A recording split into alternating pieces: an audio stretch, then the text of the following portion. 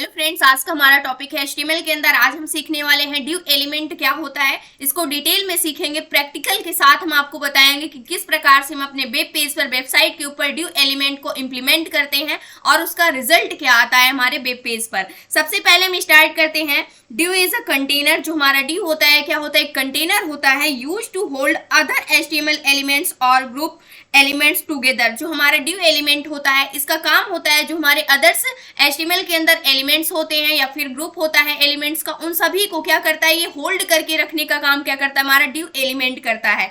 यानी कि जो हमारा डिव एलिमेंट होता है, it is a block element. जो हमारा डिव एलिमेंट होता है, एक प्रकार का ये ब्लॉक एलिमेंट होता है।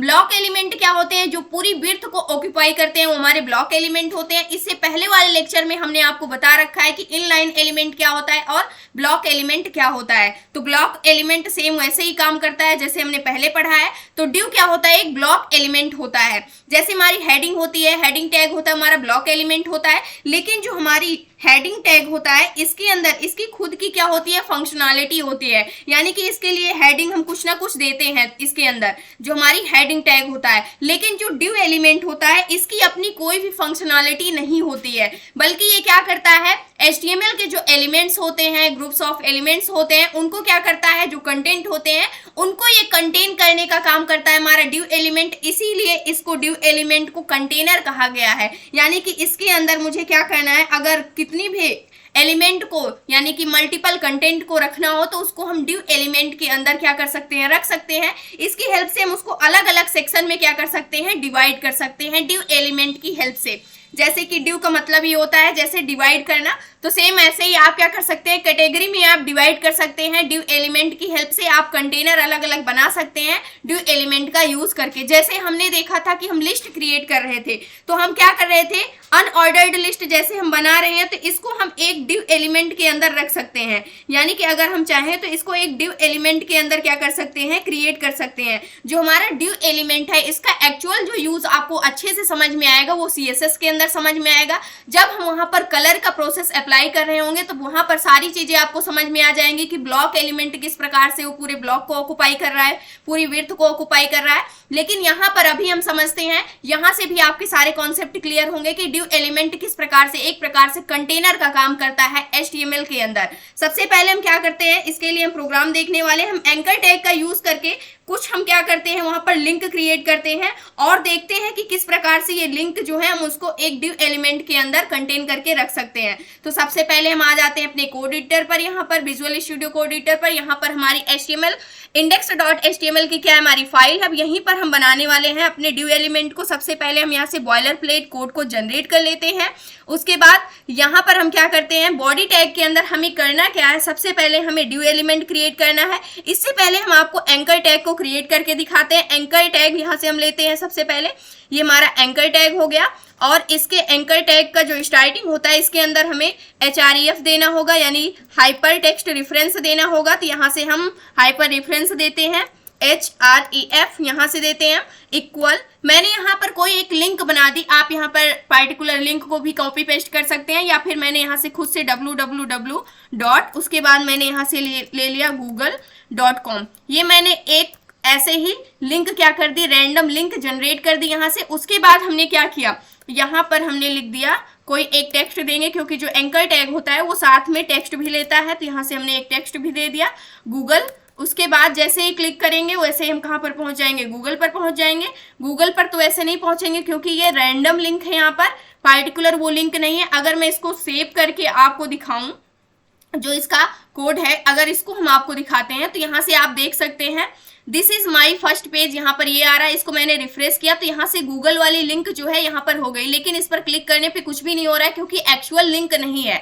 मैंने यहाँ से एक रैंडम लिंक क्रिएट की हुई है। इस पर आपको ध्यान नहीं देना, सिर्फ यहाँ पर ध्यान देना है कि एक एंकर टैग मैंने बनाया। एंकर टैग क्या होता है, हमारा इनलाइन एलिमेंट होता है। और उसके बाद हम क्या करने वाले हैं, यहाँ से एंकर टैग मैंने क्रिएट किया। सेकेंड लिंक हम एक और देने वाले हैं, एंकर टैग href।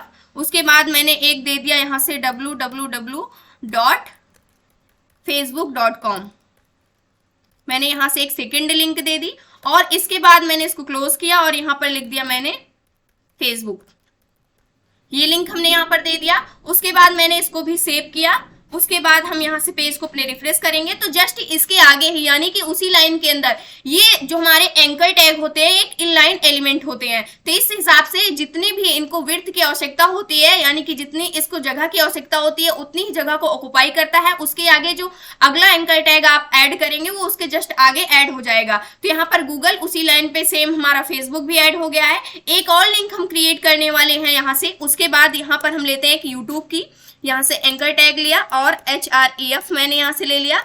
आप यहाँ पर इमेज टैग की हेल्प से भी आप कर सकते हैं, अगर आप देखना चाहते हैं तो चेंज भी कर सकते हैं। और यहाँ से मैंने ले लिया youtube.com,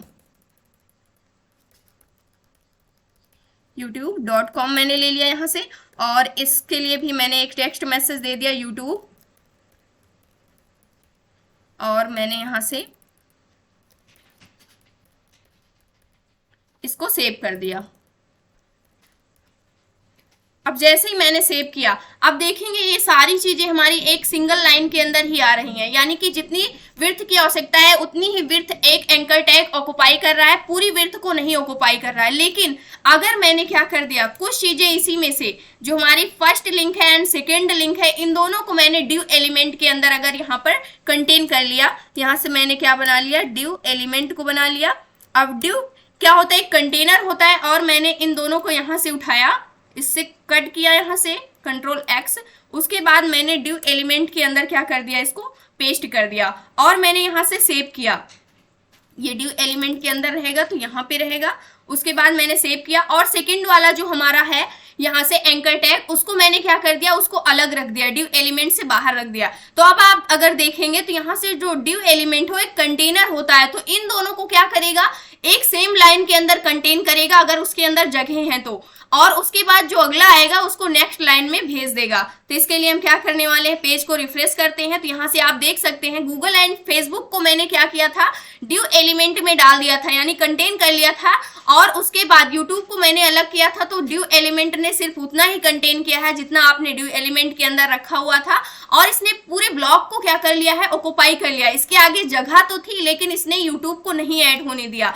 अगर मैंने राइट क्लिक किया, इंस्पेक्ट किया यहाँ से, और उसके बाद देख सकते हैं जहां से मैंने इसको div एलिमेंट बनाया है वहां पर क्या हो रहा है, अगर इस एरो पर हम क्लिक करते हैं तो यहाँ से आप देख सकते हैं ये div एलिमेंट ने पूरी विड्थ को, यहाँ से ब्लू कलर से हाईलाइट हो रहा है, पूरी विड्थ को क्या कर लिया है, ऑक्युपाई कर लिया। यहाँ पर div दिखा रहा है अगर आप देखें, और यहाँ पर सेकंड वाला क्या है, एंकर टैग बना हुआ है, ये सिर्फ उतनी ही जगह को ऑक्युपाई किया हुआ है जितने की इसको आवश्यकता है, पूरी विड्थ को ऑक्युपाई नहीं किया हुआ है। तो ये होता है हमारा क्या होता है, div एलिमेंट होता है, जो कि क्या करता है, पूरी लाइन को क्या कर लेता है, पूरी विड्थ को ऑक्युपाई कर लेता है। अगर आपने एक ग्रुप बना दिया है एलिमेंट का, यानी कि वो सारे ग्रुप एक साथ ही रहेंगे, तो आप क्या कर सकते हैं, उसको div एलिमेंट के अंदर रख सकते हैं, जिसको हम जब पेज बना रहे होंगे, अपने वेब पेज को फाइनली क्रिएट कर रहे होंगे, वहां पर हम डिटेल में इसका यूज कर रहे होंगे और वहां पर बहुत ज्यादा यूज होगा हमारे div एलिमेंट का।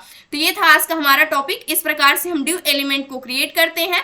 अगर मैंने यहां से इसको हटा दिया तो आप देख सकते हैं ये दोनों फिर से हमारे सेम लाइन के अंदर हो जाएंगे, यानी कि जो हमारा फेसबुक है, यूट्यूब है, ये सेम लाइन के अंदर आ जाएगा, लेकिन ये वाला div के अंदर है तो ये एक सिंगल लाइन के अंदर ही रहेगा। अगर मैंने यहाँ से फिर से रिफ्रेश किया तो यहाँ से आप देख सकते हैं गूगल एक सिंगल लाइन के अंदर है, लेकिन फेसबुक एंड यूट्यूब ये दोनों क्या हो चुके हैं, ये दोनों एक साथ आए हुए हैं। लेकिन इससे पहले जो हमारा गूगल है वो एक div एलिमेंट के अंदर क्या हो चुका है, स्टोर हो चुका है। तो ये था आज का हमारा टॉपिक। आई होप दोस्तों अगर आज की इन्फॉर्मेशन आपको अच्छी लगी हो तो प्लीज वीडियो को लाइक करना, चैनल को सब्सक्राइब करना और दोस्तों के पास शेयर करना।